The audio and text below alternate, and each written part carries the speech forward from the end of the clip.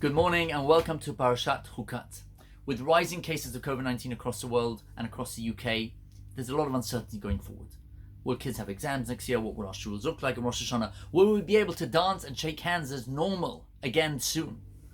This week, the political establishment in Israel also embarked on a new path. After 2.5 years of essentially drifting from one election to the next, Naftali Bennett and his new coalition ousted Bibi Netanyahu. And again, this transition into a new era with a lot of questions unanswered. How and what will the political landscape look like?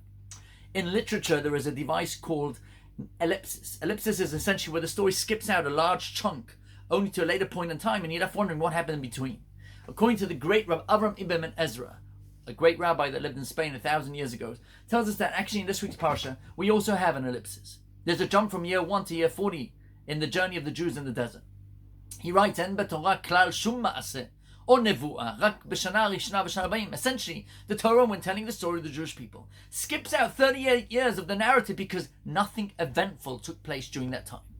Comes along the great Netziv, Rav Naftali Tzvi Yehuda of Berlin, and he writes in his commentary, Hapaleh, it's a wonder. For 40 years they're traveling in the desert without one single complaint. And they understand that that's not the end game. The end game is to get to Israel. Why then are they going ahead to complain at this point in time, in their final year?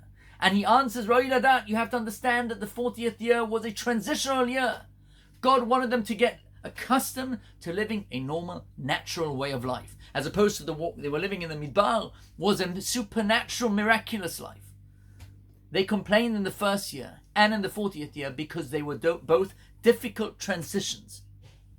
Just like he says, when you have a mother who wants to wean her child off nursing milk, from milk to food, it's not done overnight, but it starts several months before. What emerges powerfully from his comments is that for 38 years, the Jewish people adapted to this new normal. The complaints that they had about the manna and the other concerns about living a miraculous life disappeared, only to be replaced 38 years later by the exact opposite concerns.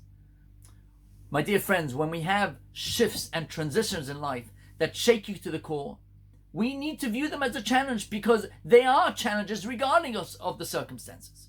And I'd say more, as Josh Flug points out in one of his essays, even moving from a more restricted way of life to reopening can be absolutely nerve-wracking, especially when we don't know how long this phase will last. It is our collective tefillah and prayer and hope that Hashem gives us the strength to build enough resilience to make it through the various transitions that may come our way, I would say both individually and collectively as a nation and as a community.